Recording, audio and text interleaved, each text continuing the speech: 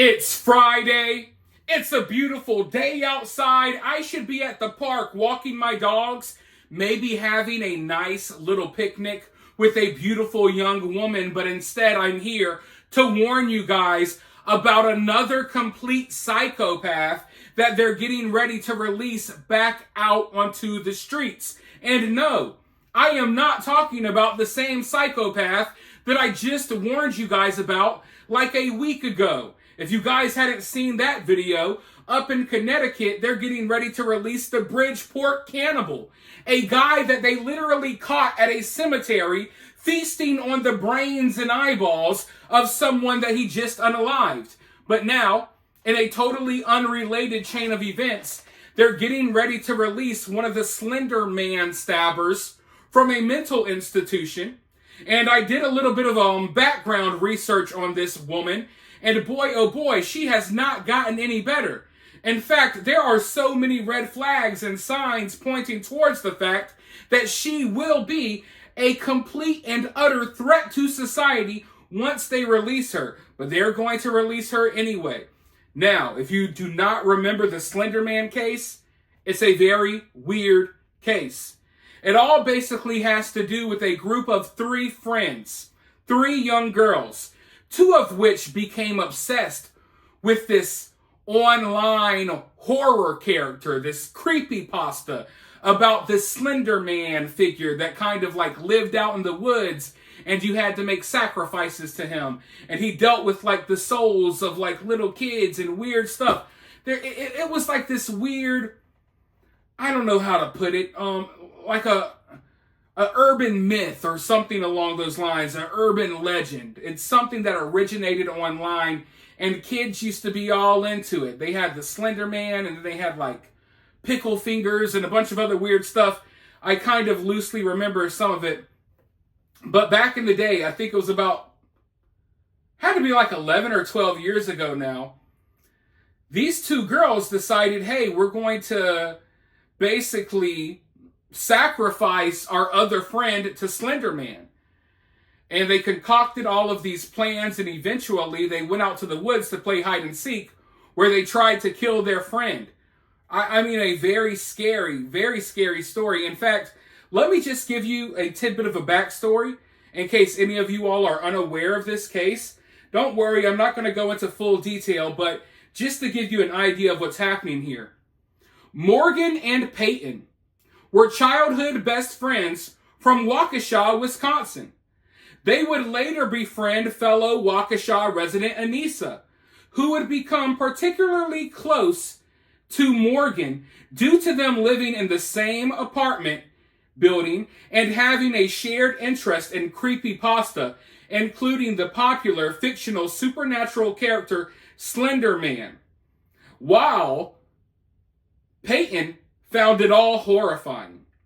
As their interest in Slender Man grew, Morgan and Anissa both believed he was real and would hurt them and their families if they did not offer him a sacrifice. So, they planned on killing their friend Peyton to appease Slender Man and prove that Slender Man was real. Morgan and Anissa had previously planned to kill Peyton by either murdering her while she was sleeping or by killing her in a bathroom.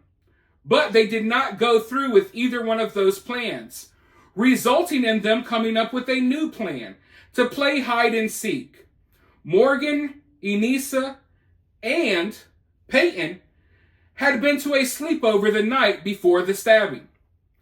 On March 31st, 2014, during a game of hide and seek in a heavily wooded Davids Park near Waukesha, Wisconsin, Morgan and Anissa pinned down Peyton and stabbed her 19 times in the arms, legs, and torso with a 5-inch long blade. 2 wounds were to major organs. One stab wound missed a major artery by less than a millimeter, and another went through her diaphragm, cutting into her liver and stomach. After the attack, Morgan and Anissa both told Peyton to lie down while they found help, which they did not do.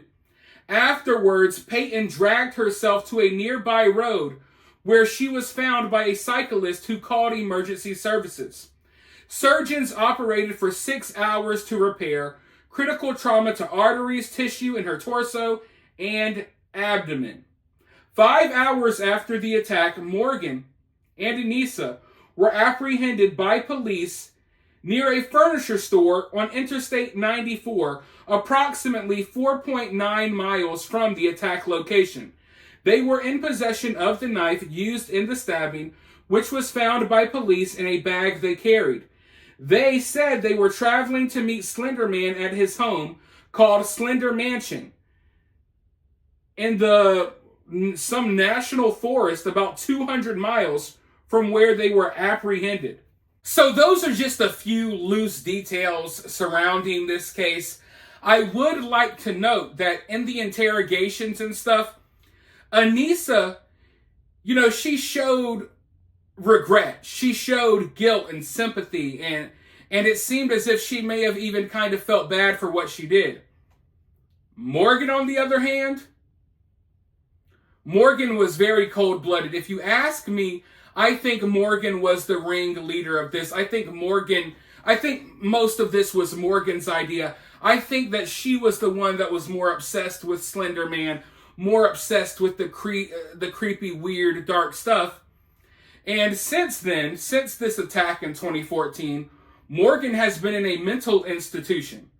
And now they're getting ready to release Morgan, even though people who have dealt with her directly are warning that they should not release her, that she has shown several red flags. And this whole time that she's been in this mental institution, she has not gotten better. She has not realized what she did was wrong. Instead, she has doubled down on a lot of creepy stuff. Reading books about organ harvesting and being in contact with other people who have done creepy things. It's just all a lot of wild stuff. Let's go ahead and dive into this article and find out a tidbit more here. Judge agrees to release Slender Man stabber from mental health facility despite red flags. A Wisconsin judge has agreed to release Slender Man stabber Morgan Geyser from a psychiatric hospital despite desperate last-minute efforts by health officials to keep her committed. Waukesha County Circuit Judge Michael Boren on Thursday signed off on releasing the 22-year-old from Winnebago Mental Health Institute nearly 11 years after she almost killed a classmate in a twisted act to please the creepy Slender Man horror character. The judge initially agreed in January to release Morgan from the facility, but state health officials requested last week to keep her committed over red flags in her behavior. They included her keeping secret from her health team that she read Rent Boy, a novel about murder and selling organs on the black market. Morgan had also been communicating with a man who collects murder memorabilia and sent him her own sketch of a decapitated body with a postcard claiming she wanted to be intimate with him, health officials have said. The state has real concern these things are frankly just red flags at this point, says Waukesha County Deputy District Attorney Abby Nicoli. Morgan's attorney, Tony Cotton, argued that Morgan hadn't done anything wrong, calling the state's request to keep her in the hospital a hit job. He argued that Morgan only reads what the psychiatric facility staff allows and that Winnebago staff knew the murder memorabilia collector had visited her 3 times in 2023. Morgan is not more dangerous today, Cotton told the judge. Boren immediately kept to the initial decision to allow Morgan's conditional release, saying, "I do not see the risk to the public." Morgan and her friend Anissa were both just 12 when they lured their friend Peyton to a Waukesha park after a sleepover in May 2014. Morgan stabbed Peyton 19 times while Anissa cheered her on. Peyton survived the attack by dragging herself out of the woods and flagging down a bicyclist. When interviewed by police, Morgan and Anissa claimed they attacked their friend to appease the fictional character Slender Man. So the judge and Morgan's lawyer are all saying, hey, how could she pose a threat to anyone? How could she be dangerous? You have her locked in a mental health facility because she tried to sacrifice her own friend that she grew up with to a fictional horror character from the internet that she believed in her mind lived in the woods. After stabbing her friend multiple times, over a dozen times, she then thought that she was going to walk for 500 miles to Slender Man's secret home in a national park. Now, of course, all of this happened when she was 12. Now she's 22, 23. You know what I mean? But over the years, she's been in this mental health facility reading weird books about murder and organ harvesting and all of this dark stuff. And right here, as we get close to her release, she's in contact with some freaking weirdo that is a collector of murder memorabilia. And this weirdo has been visiting her for the last couple of years because this weirdo knows that she's probably going to get out of jail. And this weirdo knows that this woman, who is now in her 20s, has been in a mental health facility since she was 12, so she is not fully developed like a woman her age would be if they had lived a normal life. So now we have this creepy collector who is basically preying on her fragile mental state.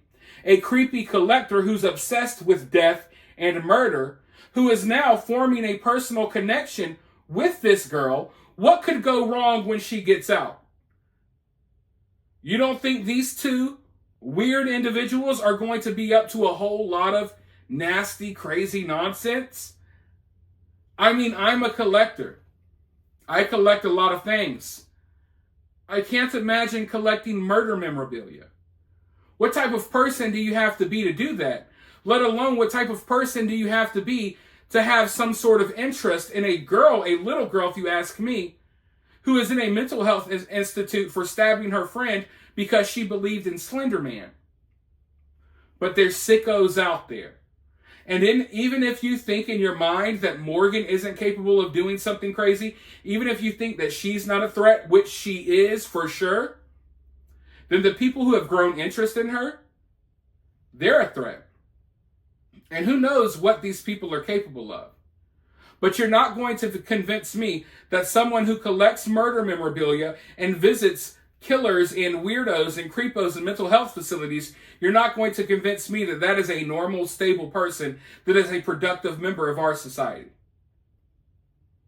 So unfortunately, for all of us, this girl is about to be released. And she's not going to be released into the loving arms of her family who will try to rehabilitate her or do what's best for her. She's going to be released into the arms of a creepo weirdo that collects murder memorabilia. And before we know it, looking at the recent trend here in America, before we know it, she'll be on TikTok. She'll have documentaries, a book deal. She'll be the next celebrity online, the next reality show star. That's where we're headed. We had Gypsy Rose. Now we're in the Casey Anthony phase. And I think Morgan is probably going to be next. Really sad. Really scary for people living in these areas. Because who knows what this demon is capable of. But for now, let me know your thoughts about this down in the comments below. While you're down there, hit that thumbs up, hit that subscribe, ring that notification bell, and I'll talk to you all very soon in the next video.